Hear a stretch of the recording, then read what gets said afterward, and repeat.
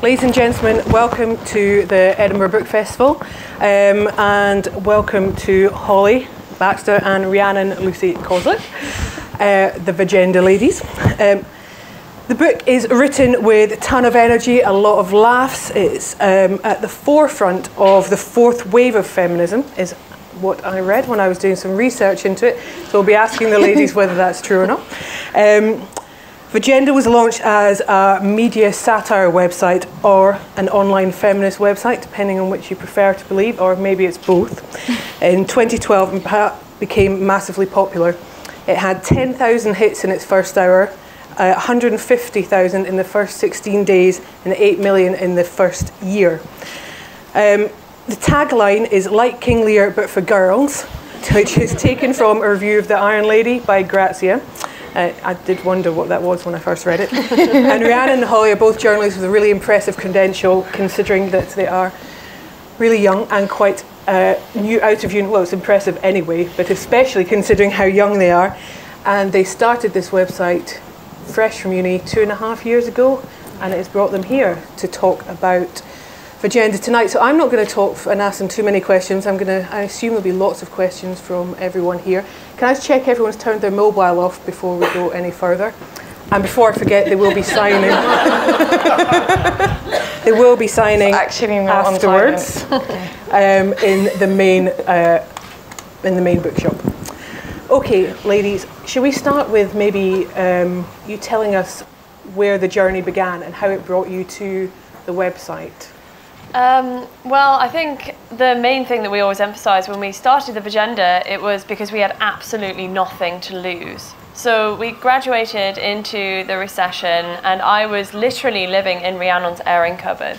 And, there was, it's funny actually, when we wrote the book, we wrote this in the sort of beginning half, explaining where it started down. We got something back from the editor being like, "No melodrama, please, just the truth." And I was like, no, it really was the truth. Like, I did live in an airing cupboard. But we had sort of graduated. We didn't have much that we didn't really see where we were going or much to do. And so essentially, we would go down to the corner shop, we would buy the 2 for $5 wine deal and a stack of women's magazines, and we would read them for fun, really, because we couldn't afford to go out. We lived in London, we went to UCL, and I had just started working in a technology PR firm, which is very glamorous, sort of selling Fibre Connect cables to various technology magazines, and Rhiannon was working for a website, and we would sit here with these magazines and think, well, you know, this is our nightly entertainment and our weekend entertainment. We would go through them, and after a while the first thing that I really noticed was I got really, really bored. It was the same tips again and again and again. I mean, every now and then you get a great example, like "Step Away from the Penis," which was in Cosmopolitan. It was talking about how you shouldn't sleep with somebody until after the first date. Apart from that, really it was the kind of thing where we would read that stuff and we would laugh because it was so ridiculous, but they were real tips, and we were getting sort of bored by all of the content that we were seeing. And so after a while we were like, well, there's got to be traction in making fun of this. We had no media connections, we had nothing to lose at all. We set up our blog completely for free. We put it online thinking that our mums would read it, possibly also our dad, since my dad is here tonight for the first time. And I just said, "Step away from the penis."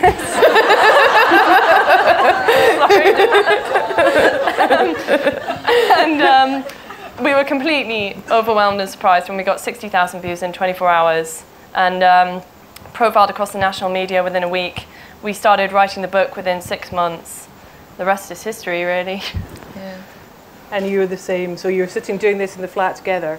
Was there a sort of article that was the final straw for you, or was it fun at that point? Or were you angry? Were you amused? What led you to? I think, like, what Holly hasn't said, like, in her bit is that she used to read aloud to me from these magazines in a sarcastic voice. And we'd kill ourselves laughing, and we were thinking, if this is funny, like, maybe our friends will find it funny as well. So it's kind of that. But yeah, underneath there was a real kind of anger about it, because, you know, we just graduated, we were skint, we had no real career opportunities, we were both feeling quite miserable about the whole thing. And these magazines were peddling the kind of lifestyle that we were supposed to be aspiring to. It was selling us a kind of dream of femininity. This is what you need to do to be a woman. You need to buy all these products. You need to, you know, like we couldn't even afford, we were eating basically tea bags on toast. So kind of the idea that you would spend 50 quid on a moisturiser was ridiculous. So yeah, there was one Watershed one, which was in Cosmopolitan, and it was a double page spread. And it was, on one side you had a feature and it was about body confidence and it was about how you should love yourself the way that you are. And on the other side was a plastic surgery advert, which had a woman holding up a sign that said, "I've just had my breasts done, but the biggest change you'll see is on my face." And it was that juxtaposition of, and we felt that really like summed up magazine culture as a whole. On one hand, you've got editorials saying, you know, trying to empower you as a woman and telling you that you should be yourself and you're amazing as you are. And then on the other hand, it's saying, you know, if you get your tits done, that will transform your whole life. And I think that's what it was for us. We just sort of thought, no, this is enough, we've had enough. And nobody's scrutinised this. And because we didn't expect anyone to read it, I guess we could be quite extreme in our satire of it and quite rude about some of the journalists who were producing this content. And then when they started reading it, it was a bit of a shock, really. I suppose, but... And has there been a backlash, both from, I suppose, journalists, but also from on Twitter, because you've got a very lively Twitter account, you know, and I think most feminists get backlash, as we were talking about earlier. What kind of things happened, and were you set up for that? Were you expecting it? Well, I mean, if you read the quote on the back, we've got a quote. We've got a quote on the back of the book from Polly Vernon, who's a Grazia journalist, and it says, "It's standard issue bile. They will grow out of it." And we put it on the back of the book because we just thought it was so brilliant. It was really good. And then she was sort of chased up by someone when the book came out, because she'd said that about the blog, and they said, "So do you have anything more to say?" And she said, "I think they're the UKIP of feminism." And that when pressed about what she meant about that, she said they're too one issue. And I was like, is that your only problem with UKIP? Too one issue. I have a whole manifesto. I mean, but yeah, we've had all sorts of abuse. Memorably, at the beginning of the blog, we had somebody tweet us saying that the Vagenda was the equivalent of Mein Kampf, which was particularly strange, having sort of your feminist blog compared to the autobiography of Hitler. But I mean, there has also been, you know, quite severe criticism of the blog, or, you know, a lot of anti-feminists sort of crawling out of the woodwork. But I have to say, what I think we really expected when the Vagenda became big was that we would get a lot of abuse, especially possibly from men, and that never came. That really it was incredibly supportive from the outset, especially from men in many ways, in that we've never really had any... Yeah, I'd say like 95% of the abuse we've had is from other feminists, which doesn't bode too well for the status of the movement at the moment. But I think also it's kind of activists negotiating, you know, the fact that we now have a new platform, and that's the internet, and obviously on Twitter in 140 characters there's not that much room for nuance, unfortunately, so it can get quite nasty at times. But equally, we've had some amazing letters from like teenage girls saying, "I'm 13 and I'm the only feminist in my village, and I found your blog and now I feel better about the fact that I'm flat-chested," and you know, that's great. You know, that sort of nixes all the horrible criticism in one swoop. So yeah, we've definitely had so much more support than we've had abuse. I don't think we could continue if we didn't. Yeah. And how does the Vagenda fit into what is being called the fourth wave of feminism? And I don't know, maybe explain to us what the fourth wave of feminism is. And it's funny, really, because I think when we set up the Vagenda, we didn't even intend to call it a feminist website. We set up something that we saw as sort of satirising the media. And when we got profiled, we were sort of quite prominently profiled as faces of fourth wave feminism, and we were like, wow, what is fourth wave feminism? Because apparently we're at the forefront of it, so we should know. But I mean, what it seems to be is a really good sort of group of people campaigning on different issues. So there's been Laura Bates on everyday sexism, there's been No More Page 3, there's been Nimco Ali and Layla, who have been doing the anti-FGM campaigns. There's been so many different things in fourth wave feminism, and what I kind of see it, I think we both see it as, is feminism taking on many different fronts in sort of different groups, which has been really positive. Yeah, it's been really good, because I think like a lot of the young women that we spoke to, they felt that in order to call themselves feminists, they had to sign up to a kind of checklist, and they had to tick all these boxes, and if they weren't able to tick all these boxes, they weren't proper feminists. And I think what internet feminism has done, it's allowed you to kind of engage with the things that you feel really strongly about without feeling as though you have to sign up to a whole ideology. I mean, I didn't call myself a feminist till I was about 24.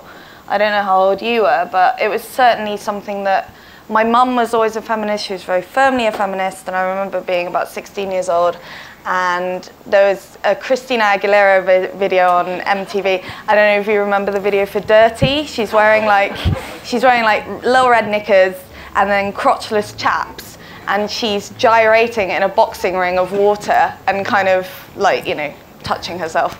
And my mum actually came in and she stood in front of the TV and she went, "This is not what I fought for." And I was 15 at the time, and I went, "Oh my God, Mum, shut up. Like, nobody needs feminism anymore. Like, what are you talking about? It's empowering." And it took me like 9 years from that point to, I think probably until some sexism had been done to me, and then I was like, hold on a minute. So it's been a journey for us as well, you know, and I think for our readers, like a lot of our readers didn't define themselves as feminists, but had been feeling the same things about the media that we were feeling. And then the more that they looked into it and the more that they read, they thought, actually, yeah, I am. Yeah. And I think that just shows how much stigma was attached to the term. Is that even we didn't even feel comfortable calling ourselves that for quite a long time. Mm.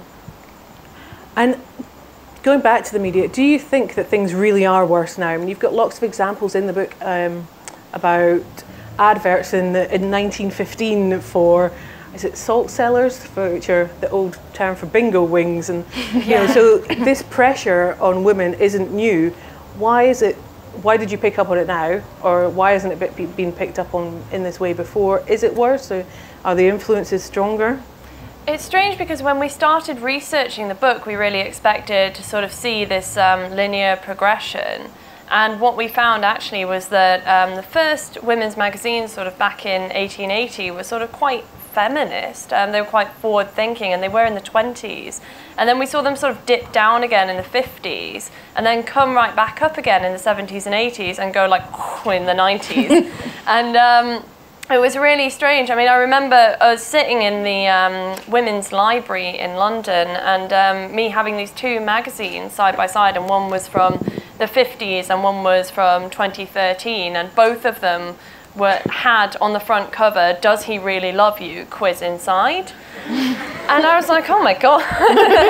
in both features, it heavily implied that he doesn't really love you. Spoiler alert from every women's magazine you're ever going to read. But I mean, that was what was so strange, was that actually they had progressed and then they had gone downhill again. And I think we obviously grew up, I had a Cosmo subscription in the 90s, and I think we grew up in a particular sort of dearth of feminism. So yeah, it was a strange thing to see how much it had gone downhill and how much it was needed to sort of pick up on it again, where people had already attacked it in the 70s and the 80s, how almost necessary it was to reinvent the wheel. Yeah, I mean, like, Cosmo, when it launched in Britain in the 70s, it was kind of regarded as being at the forefront of women's liberation, because it was talking about sex in a way that women's magazines hadn't done before.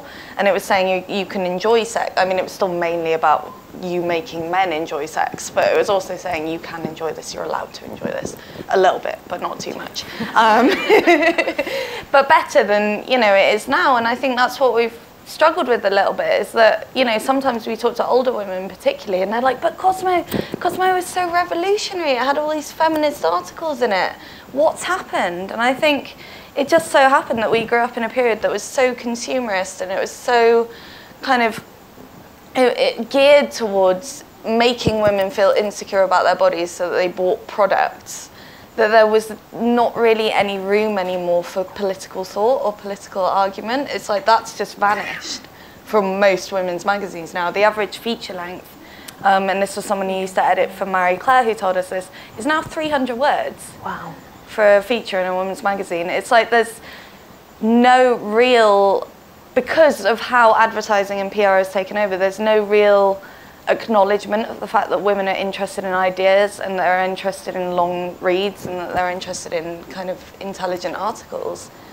Book pages have all but vanished. I mean, it's really sad, actually. Yeah. So really sad. Why are we still reading them? Because they are still selling. What's your theory on why people still buy these magazines?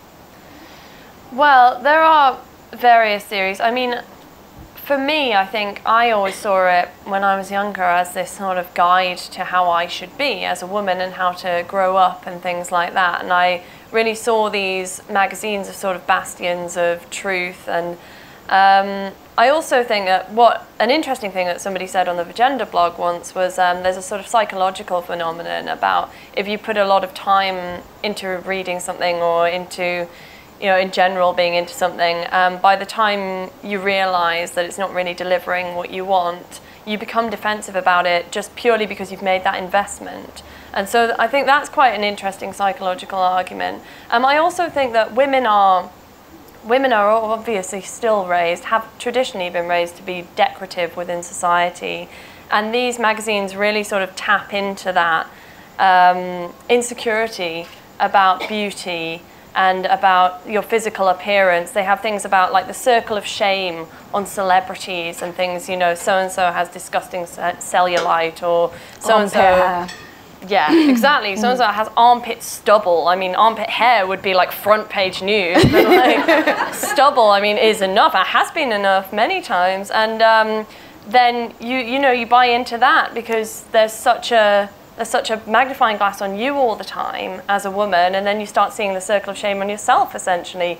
And once you're in that cycle of shame, I don't know about you, but I found it very difficult to break out of, and that's why I started challenging magazines. I mean, it's quite a complicated psychological process that goes on. I don't know, I can't speak for everyone, but for me, certainly, if I'm feeling a bit fat or if I'm feeling a bit down about myself, I'll buy a magazine because they're like your, you know, they sort of come across as being your fairy godmother. They can tell you what you need to do in order to be better. And I think women still set a lot of store in them in terms of authority, because for a really long time, they were the only thing that you could get that would give you a glimpse of feminine culture. For most of the 20th century, all the newspapers were completely male-orientated. Yeah. It wasn't until the 80s, I think, that newspapers started having women's sections and, you know, sections that kind of dealt with women's issues. And that was mainly because, you know, as the feminist movement was happening, it was being covered in things like Women's Own.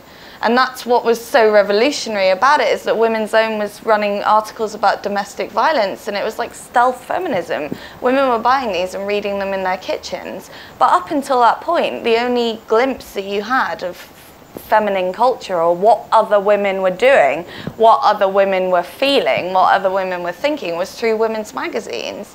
And I think we still have that hangover today. It's like, I think, oh God, what do I need to buy clothes. I'm supposed to buy clothes. Capitalism says I should buy clothes. I'll buy Grazia. It will tell me the clothes to buy. And, you know, then you read it and it's full of all these incredibly slim models. And I've never come away from a women's magazine and not felt bad about myself. And there was a study that was done actually in America which said that most women feel bad about themselves within 4 minutes of reading a women's magazine. And yet we persevere. And yet we persevere, but I think it is a kind of masochism. It's the same reason so many people read the sidebar of shame. Yeah. It's like, let's look at all these women in bikinis who are much thinner than me. It's almost like it's become ingrained. The Daily Mail website. Yeah. Sorry. In case anyone isn't aware of the sidebar of shame. It's all the sort of celebrity stories down the side. Yeah, it's the bit down the side of the Daily Mail website that focuses completely on women and their bodies. Yeah. It's a really special area. I mean, you read these studies that say, you know, within 4 minutes, someone will feel bad when they're reading a women's magazine, and you think that's really horrifying and surprising. But also, when we were doing this research for the book and stuff, we found things like Advertising Week, which is a magazine for sort of advertisers and PRs, and they had run a study that they were completely open and proud of, which was, when do women feel worst about themselves? And this came out last year, and it was basically just, they had sent out this survey to a lot of women and said, when do you feel most insecure about how you look? And they'd correlated the results, and it had come out, women feel worst on Monday at 8 a.m. and like Thursday at 6 p.m. And so the conclusion was, this is a great opportunity for marketers to go out to magazines and to be really, and the media in general, and to be targeting women at these times because they're most vulnerable, they feel most insecure, and that's a real marketing opportunity. And I think you have to be aware that that is how marketers see women consumers. They're saying, I want to go out and target your insecurities. That is their main line of attack for women.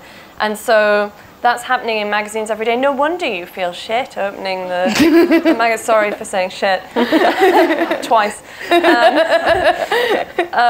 after opening the magazine, of course you do, because that's what it's geared towards doing. It's literally its aim. Yeah. I think as well that sometimes they aim magazines towards age groups, and it's the younger people that are reading it. So I remember reading More, which had Position of the Fortnight, way before I knew really what Position of the Fortnight was meant. Yeah. What is that? And I think, do you think that's common? Oh, totally. And it's actually like, it's amazing that they've got away with it for so long, actually. Because I remember I was reading Bliss when I was about 12, and they had a whole thing in it about 69ing, and my mum was a bit like, should you be reading this? I'm not sure that you should.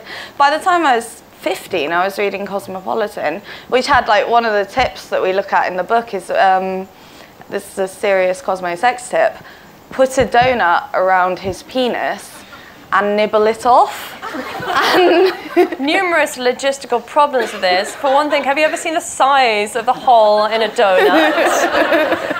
And for another, on the next page, they had diet tips. So what are you supposed to do there? Yeah, I mean, that's the weird universe that they inhabit. Ordinarily, in a women's magazine universe, you can never eat a donut. The only circumstances that you're allowed to eat a donut is off your boyfriend's cock. It's around a phallus. I mean, but yeah, I mean, they basically sell audiences, they sell readers to advertisers, and in the book we kind of look at the demographic for Glamour magazine, for instance, and they're saying things like, this woman buys one expensive handbag a month and she would quite like a car to kind of complement her handbag. I don't know a single woman who wants a car, who buys an expensive handbag a month for a start and then wants a car to complement her handbag. I mean, a lot of it is just bullshit, basically, that they have made up. And they always kind of pitch it older than it is as well, because obviously I was 15 reading Cosmopolitan.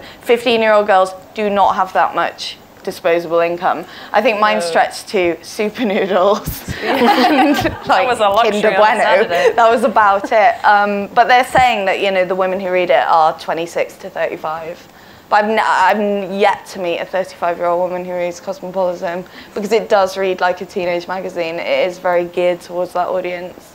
And that's two of the, the most, or not the most important, but certainly important chapters in the book are the influence that this has on children and how they're then growing up, and how do we move them on from that. And I think the other chapter is the use of rape and the word rape and how that's become more prevalent. And there are two chapters in the book that kind of move away from the media thing but are still really important. Can you tell us a bit more about why you included those?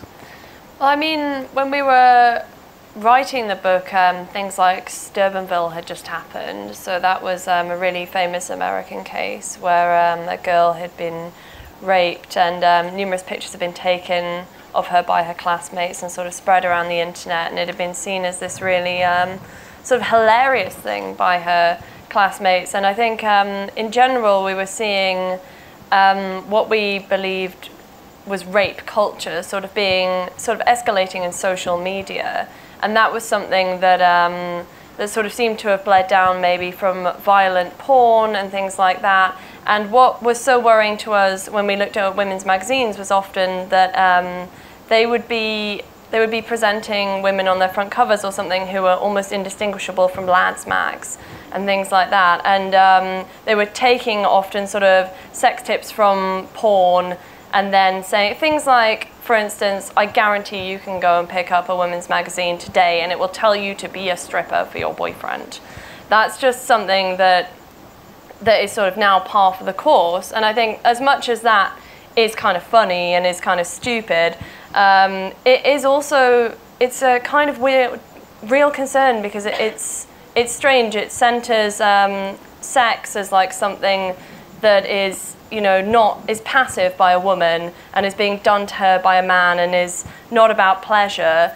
And there was a real problem with rape culture that we saw sort of developing on social media as well around that sort of took that to a big extreme. And also Lads Mag's kind of trivialising it. There was a really quite disturbing study 2 years ago where they asked male readers to distinguish between statements that were made in certain lads mags, I think it was FHM, Maxim and Loaded, and a book that was called The Rapist's Files, Real Testimonies from Rapists, Convicted Rapists.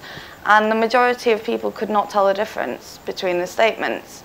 And that's really worrying. It's the attitude that was kind of not so much in the imagery, although that's an issue too, but also in the editorial in lads mags and the way that they treat women. It was stuff like smash her on a park bench, she loves that, and stuff like that, like really dark, disturbing shit.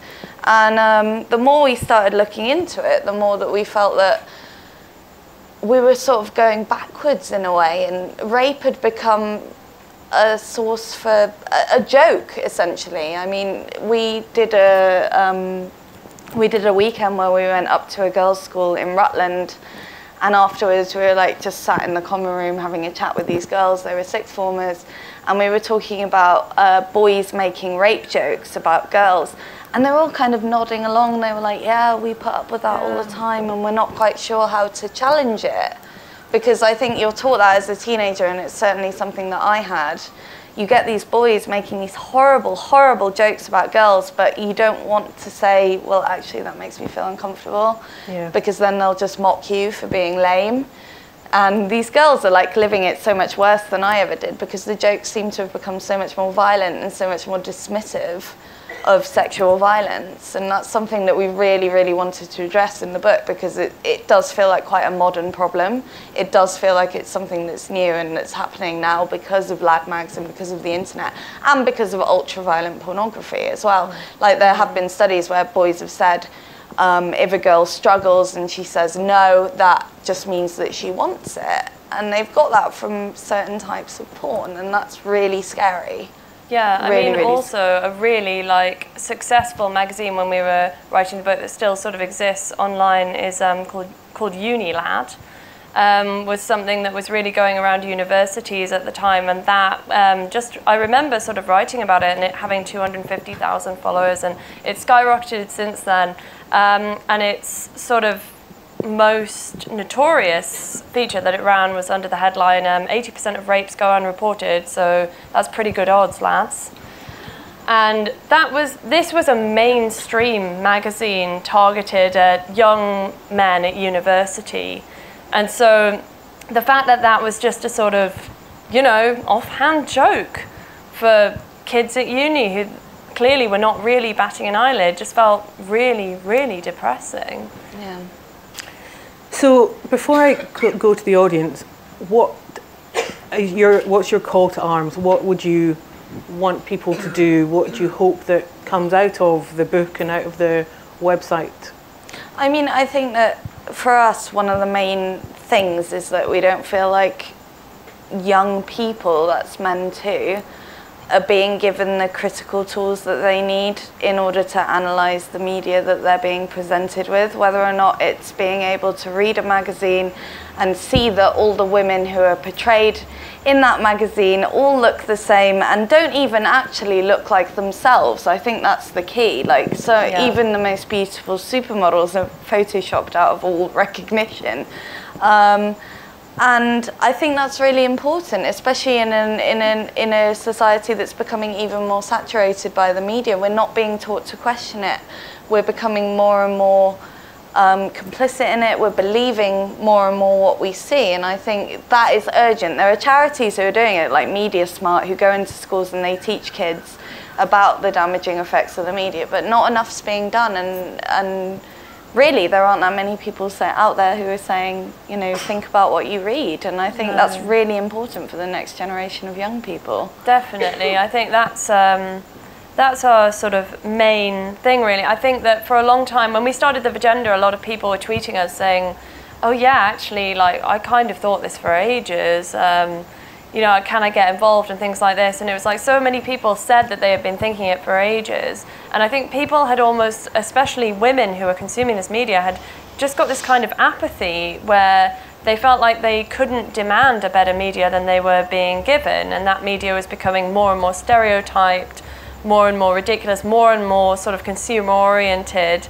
and less representative of them.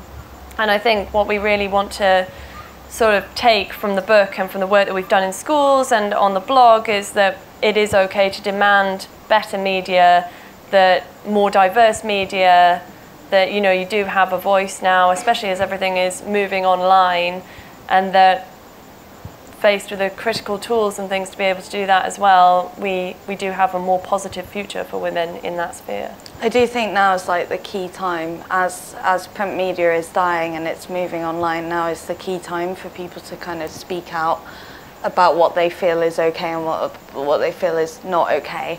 I mean, we're seeing a lot of sexism in the media at the moment surrounding female politicians and their clothing and the way that they behave, and because of Twitter and because of kind of social media in general, we have like the first international female solidarity movement, essentially, where women can communicate with each other in a way that we couldn't before, which is why magazines were so successful. Is because they you know, before the internet, they provided that kind of insight into what other women were thinking and other women were doing. But now you can go online and you can talk to other women about what they're thinking and what they're doing. So I think now is a really crucial time for people to kind of get involved and sign the petitions that they believe in and campaign and just shout louder and keep doing it. Yeah. Excellent. Okay, thank you. I'm going to see if anyone in the audience has any questions. If you put your hands in the air, and I will let the roving mic. Do you want to go to this gentleman as you're standing? Oh, thank you.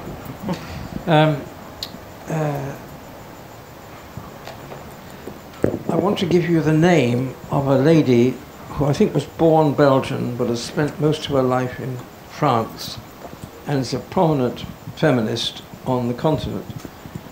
And I want to know whether you've heard of her. Irigaray.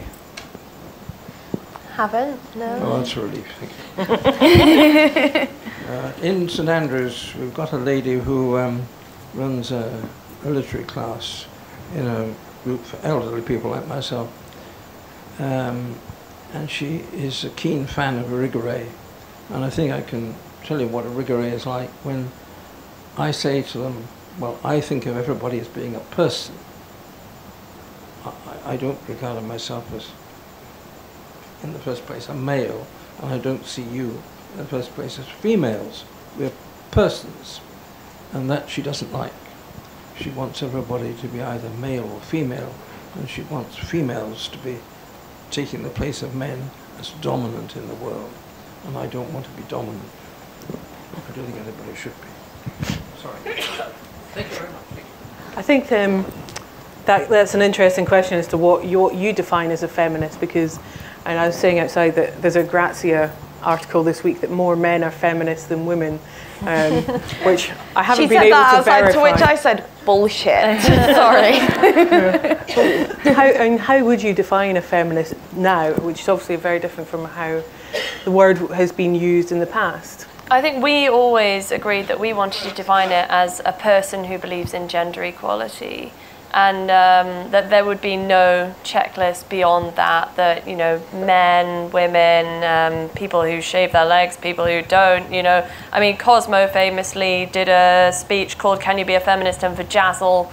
I think, so yes, you can vajazzle, or no you can't. That basically it can be just somebody who overall believes in gender equality and doesn't, there's no criteria beyond that. And as far as being seen as a person goes, I mean, that's absolutely, I think, what all sort of progressive people want in society, for everybody to just be seen as a person. That's definitely what I want, and I'm so glad that's what you want. Unfortunately, at the moment, the context of sort of how we are brought up in society is very different for men and for women, and hopefully one day that will change, and I'm sure we both support that. But at the moment, we also do have to acknowledge that being raised as a woman in society comes with its own sort of lack of privilege, and that's something that needs to be addressed as well. Can I ask, sorry, have you been invited to appear on, or rather not appear, it's not the right word, to speak on Women's Hour on the Radio 4? Yes, we've been on. We've both been on Women's Hour. Yeah, I missed you. I'm sorry. We actually, when we first launched our website back in 2012, within 5 days we got a call from Women's Hour, and I went on the radio and argued with Louise Court, the editor of Cosmopolitan, about women's magazines, which was absolutely terrifying. It was brilliant, though. Like, I'd never been on the radio before. And actually, you know, to her credit, she was, you know, quite hardline on the radio, but then afterwards she did say, "Can you stop being mean about us, please?" Which made me think, oh, we're getting somewhere. Yeah. Actually, you're a bit worried about this. Stop being mean about all women then. We've got a lady down here. Hi, you were saying one of the things that we can now do is to sign up much more easily for campaigns. And I think probably the recent Fgm campaign has been a really good example of a campaign that started when the internet was really working for most people. Would you like to talk a bit about that? I mean, we haven't been intimately involved with the Fgm campaign. We know Nimco, who is like the head of that campaign. It's been very, very effective in terms of its reach. I think it just shows that actually this has been something that's been a problem for 20 years or so. That for a long time. These women's voices have not been listened to because it's been seen as like a small immigrant problem that's not of relevance to the rest of the country. And now, because of the internet, those voices have been amplified. And also, I think the new generation of young women are more savvy. They know who to target. They know to target the newspapers. They know which organizations to target. They're amazing at social media in a way, you know, they can get their message out to so many people, to thousands and thousands of people. It's been astonishingly successful. I mean, the fact that they got Michael Gove to make a statement on it, I mean, that's amazing. That's amazing. I mean, I remember interviewing Nimco Ali for the New Statesman and her being like, "I can't believe I got so many politicians to stand outside today and say the words, 'I am Fanny Forward,'" including Michael Gove. But I mean, I think that is a serious achievement, and it made the news. But I mean, they're running this incredible group called Daughters of Eve, where it's read by people who have been victims of FGM themselves, and who you know, have this support group for people who have gone through FGM, and they are then sort of going into their own communities and going back and doing all of this amazing grassroots work. And I think, I mean, it's obviously not a campaign that we personally do, but we're so supportive of it. And I mean, obviously there's only so much we can say about it, but it seems to be going very, I think very there's still like a lot more that needs to be done, because do you remember that Evening Standard party we went to?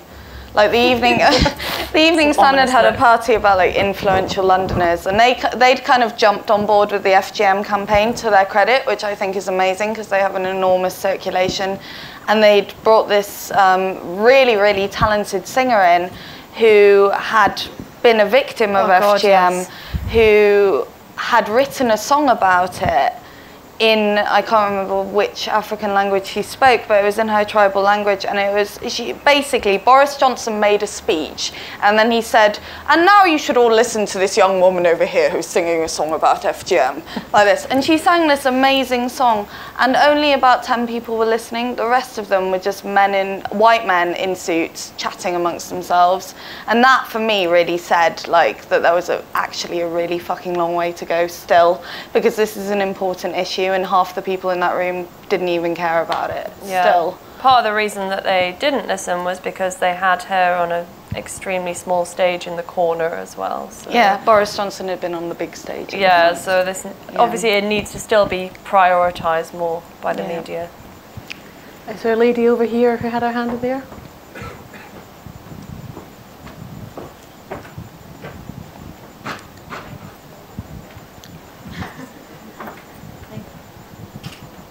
Sorry, hi. I was just wondering, I'm just going into my second year of university, and I have a lot of friends in university who'd be like, oh no, I'm not a feminist, but of course I support like equality between men and women. And like there's also like stars like Shailene Woodley, who is in Divergent, and like I think Katy Perry as well, who are like, no, I'm not a feminist. Like I was just wondering what your opinions are on that. This is kind of the recurring theme in our talks, I think, because a lot of people say that, or when we go and talk in schools, a lot of girls say, you know, I guess I believe in everything you're saying, but I don't want to brand myself a feminist. And I mean, feminism has suddenly sort of turned out to have quite a bad name for itself, mainly because it was sort of sabotaged by the media when it was really, really big. And I think really the side that I've come down on is that as long as people do believe in the central tenets of feminism, as long as they do believe in gender equality, the label, it doesn't really matter. It's obviously sad that people would get rid of feminism when actually it's a very important word for women. And I also think that, you know, you wouldn't ask, a lot of people are like, well, why can't we call it equalism? And it's like, well, you wouldn't ask to call the Black Civil Rights Movement the Equal Races Civil Rights Movement. I mean, I think, and quite rightly, because usually these movements are named after the people who have been oppressed and who have fought for their rights. At the same time, I think as long as people believe in gender equality, that's 90% of the work done. So really, I'm not going to be too upset about whether they take on a label or not. I mean, it is hard, and I think it really comes down to like how well you know your friends and how able you are to kind of talk to them about these things. A really amazing writer wrote a thing on our blog recently that's called How Not to React to Anti-Feminist Women, and it's about this campaign that was going on Twitter that was called Women Against Feminism. And a lot of it was like really a misunderstanding of what feminism meant, you know. So like there were these girls holding up placards who were saying, I'm not a feminist because I like men, and kind of, you know, really simplistic stuff like that. And this article's quite good actually, because it sort of talks about like how angry it makes her, but how kind of yelling at somebody about it is basically the worst thing that you can do, because then you're buying into that stereotype. A lot of people have an idea about feminism that is kind of like, you know, really raggy women in dungarees shouting at people. And, you know, sometimes girls come up to me and they're like, I'm not a feminist, feminism's bullshit. And I feel like shouting at them. But then I remember myself in that Christina Aguilera video and my mum keeping her temper and saying, well, no, I'm just going to give you this book. Just read this. And I think, you know, it's hard. It is a constant struggle. But I think the more women speak out about it and the more it's kind of featured in mainstream media, the more it becomes acceptable to use that word. Do you think it's damaging? Sorry, I know I'm really quiet over here. I think it's damaging. Do you think it's damaging when like stars as high profile, especially who'd be popular with maybe younger girls, come out and say they're not feminist? Oh yeah, totally. But what's great about that is that every time they do that now, they get absolutely ridiculed on the internet. Until, you know, a lot of them will think about it and then make another statement where they're like, you know, Beyonce now describes herself as a feminist, but 2 years ago, she said in an interview, I'm not a feminist, I like men.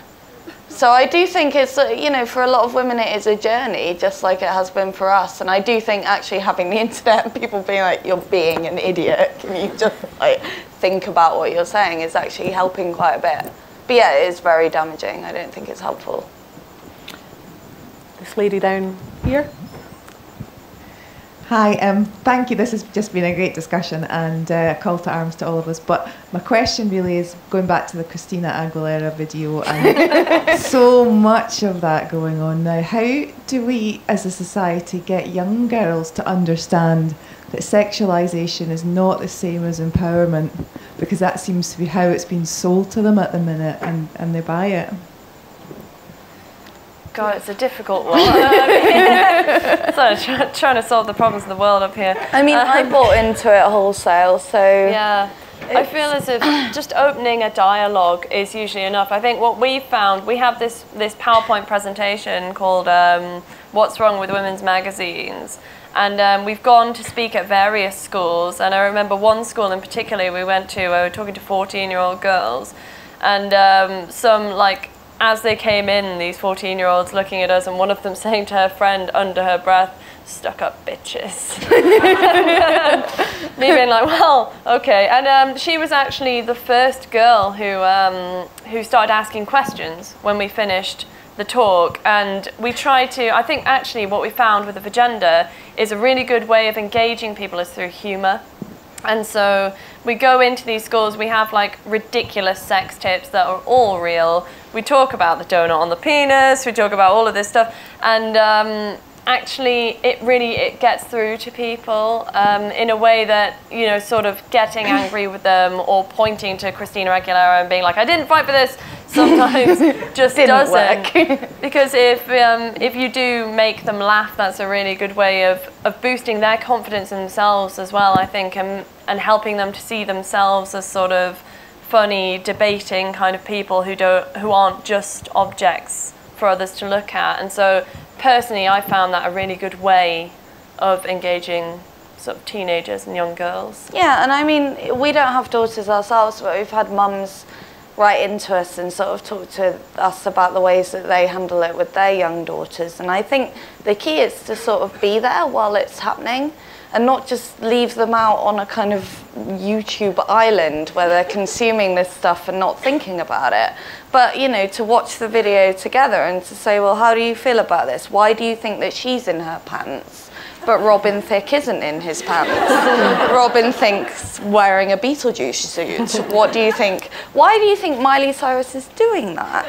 You know, and I do think actually, you know, young girls are interested in discussion. They are, like, the more we go into schools, the more we realise that actually, like, young women feel really passionately about this and actually quite angry about it, but they're not given the opportunity to discuss it. And I think discussion is actually the key. It's talking about it and not just leaving young girls alone to consume that media as passive kind of vehicles for it. Well, there was a lady down, oh, there we go, this lady with the stripy top. Oh yeah, I might be able to project my voice. It was really encouraging to hear what you said about media as a tool for young women to actually find maybe their confidence, but it's also a tool for people to be objectified and to be bullied into doing things like, you know, porn shots and sex poses that they don't want to. And there's a lot, I mean, just from listening to Women's Hour alone, you hear people saying, oh yeah, my boyfriend told me everybody was doing this and I took these photographs, and then the next thing they're on Instagram. How do you think we can kind of combat that? Because similarly to what the girl in the corner said, you know, to say you're a feminist, sometimes you don't want to do it because they think, oh, you're militant or you're hardline. It's like, no, I just believe in equality. I don't believe in being bullied into something I don't want to do. And there's a lot of peer pressure, and that can kind of translate through the media. So do you think there are more ways for the media to be used as a positive tool to tell girls, you know, it's okay to not think you have to be Beyonce, even though she now says she's a feminist. She still struts around in a G-string. Yeah. You know, many of us would love to have the body to do that, but we can't. You know, what are your views on using media to empower young girls and help them fight the peer pressure that's out there? I think it's really, really important to use the media for those sorts of things. I think it does all come down to sort of education from a really young age, I think. And I think there are very simple things you can do in the media, even if you can't immediately improve it. For instance, there have been sort of countries in mainland Europe that have introduced warning signs on photoshopped images that say this image has been photoshopped. And I think that's just putting that warning on it does so much good in my mind, because it just draws attention every time you look at it. This is not a real person. This is a person who has been altered graphically.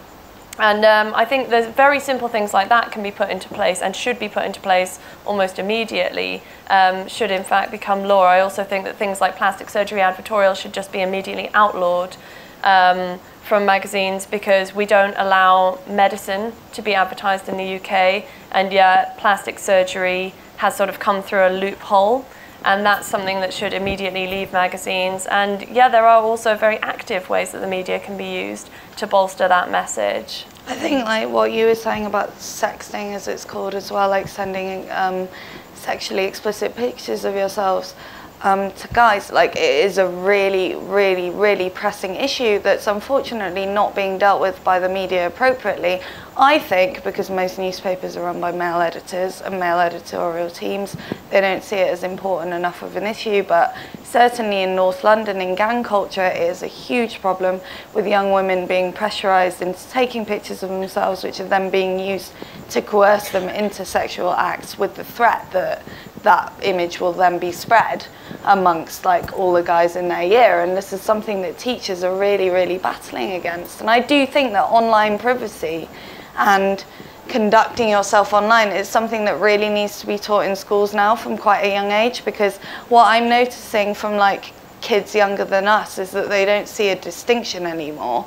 Whilst I kind of grew up using the internet from about the age of 12 and probably overstepped the mark a few times in terms of sharing too much, I think like we still were aware that we were sharing, and I think now they sort of just see it as real life and they don't see that distinction, and they're not being educated otherwise. And it's really important that they should be, because stuff like that, you know, as we know from revenge porn, can come back to haunt you, can actually have really serious effects on your mental health, and in the worst cases has led to young girls committing suicide. So it's like a massively urgent issue that we should be dealing with. And also, you know, if you do make the decision to take a picture of yourself, which you're fully within your rights to do, don't put your face in it.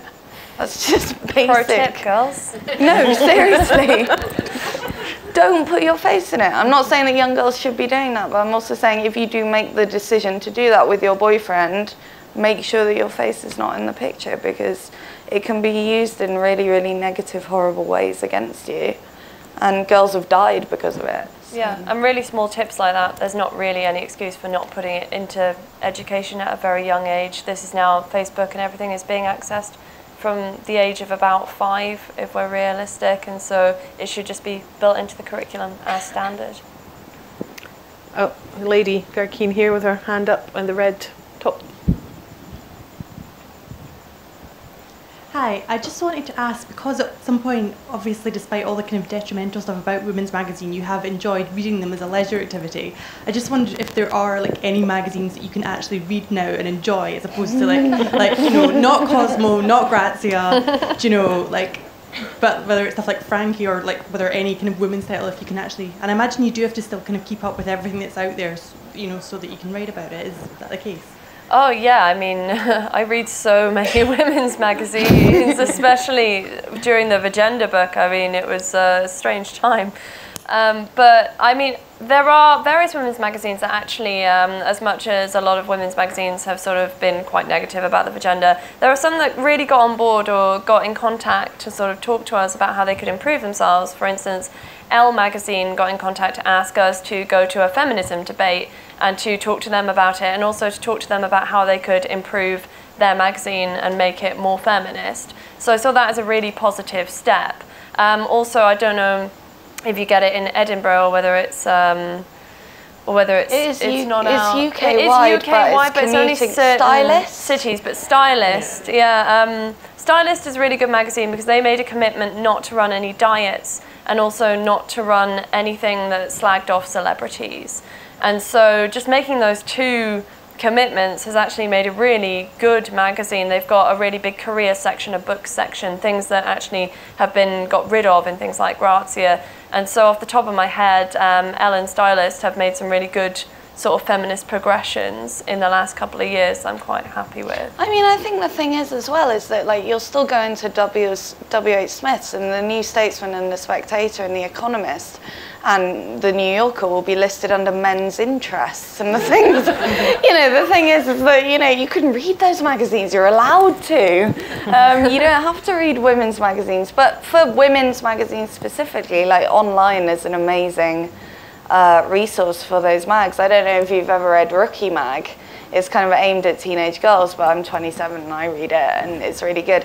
And I'm actually quite jealous of the French as well, because whenever I go over to France, they have French feminist glossy magazines, which you just can't imagine happening here, but because there's a market for it over there and they're much more secure in their idea of feminism. I mean, feminism has evolved very differently in France with Simone de Beauvoir, and it kind of never really had that hairy, man-hating image that it got in Britain. It means that they have actually quite a vibrant feminist press over there that we should be learning from.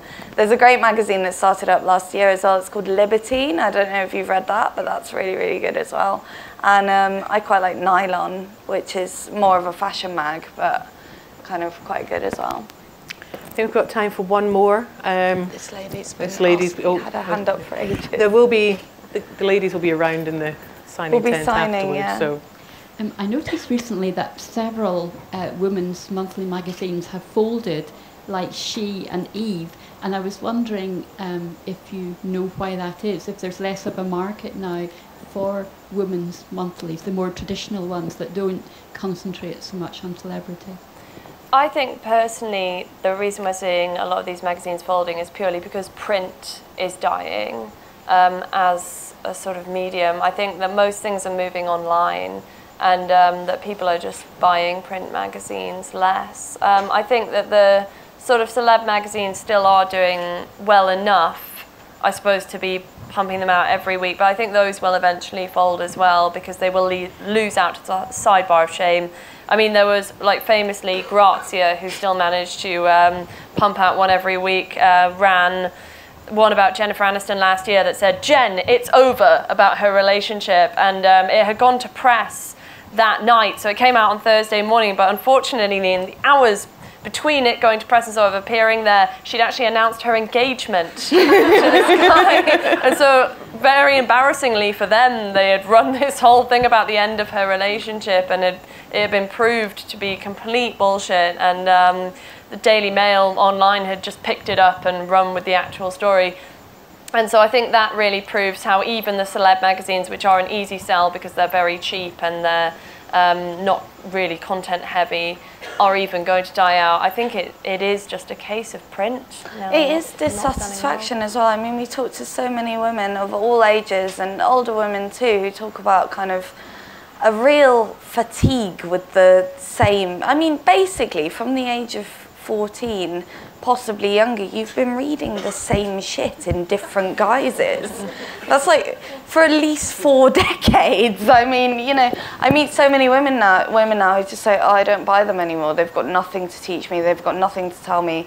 I feel invisible when I read them because I'm seeing so many kind of beautiful young faces and, you know, thin women who don't kind of reflect the reality of what the diversity that Britain's made up of." So I do think it's partly because you can get better content on the internet, but I do think it's also because I think people are bored of it now. I think, and also, you know, women have brains and they're interested in consuming more sophisticated content, and you can get that online without having to suffer through 50 adverts before you get to the kind of little bit of text that you actually want to read. Or you can get it in the Vagenda book. Nice plug. That's good. I think that's a good note to end on. Nice one. Ladies and gentlemen, thank you very much for being a really engaged audience. Thank you very much to Holly and to Rhiannon for coming along. And they'll be in the sign tent afterwards, and large round of applause.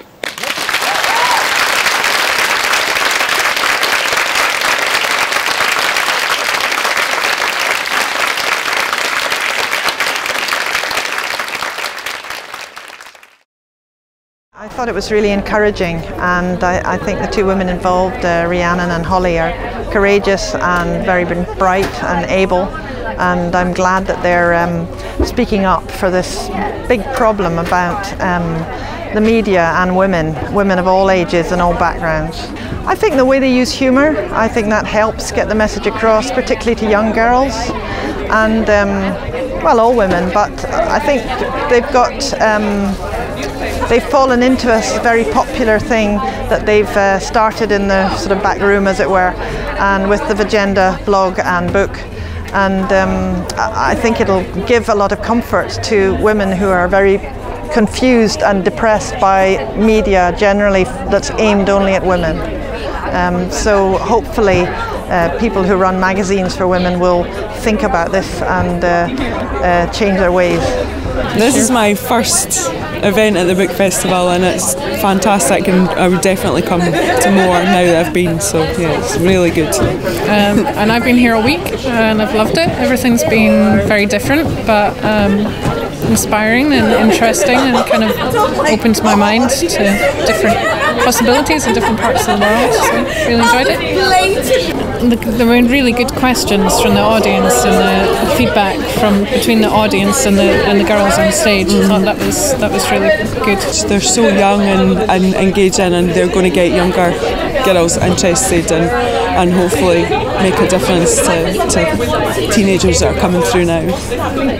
Yeah, I think they're making a big difference to people's lives. There's something out there that's positive for people to find. I've been to a few events now and they've all been really excellent. It's lovely to find these writers coming and sharing about what they're thinking about and what's inspired them to write the books they've written. So. Yeah, it's been really inspiring, like just sharing ideas and like getting to know why they've written books and what led them to, like what the journey has been up until the point that the book's been published. It was really interesting to hear the questions people had in the audience and the process that Holly and Rhiannon had about why they started the Vagenda blog and why they've written the book they've written and things they discovered while doing the research for the book. Yeah, because sometimes you don't know what leads people to their conclusions, and you don't know what spurred them on to do the book. You know, it was really interesting, very stimulating, lots of really interesting ideas, a lot to go away and think about and digest now. Yeah. I think some people can come along to an event like this and feel like, oh, I'm feeling a bit stupid, and they're using words that I maybe don't fully understand. Like one of the things that the event's host was talking about was fourth wave feminism. I have to confess I had no idea that there'd been a first, second and third wave of feminism. I thought it was just feminism. Yeah. But bringing humour and jokes, I think, just lightens the whole atmosphere and makes people feel that they have something to contribute and something to say and a thought. And I really liked it. I've been reading the Vagenda for probably the last 6-8 months. I didn't really know it was there before, and my sister gave me the idea to start reading it, and I just really wanted to come and see how the talk went and listen to what they had to say. The highlight of the event, what happens when you talk about feminism to people who say they're not a feminist but they believe in equality, because I have been there and done that. It's interesting to see the number of people who are interested in the same sort of things.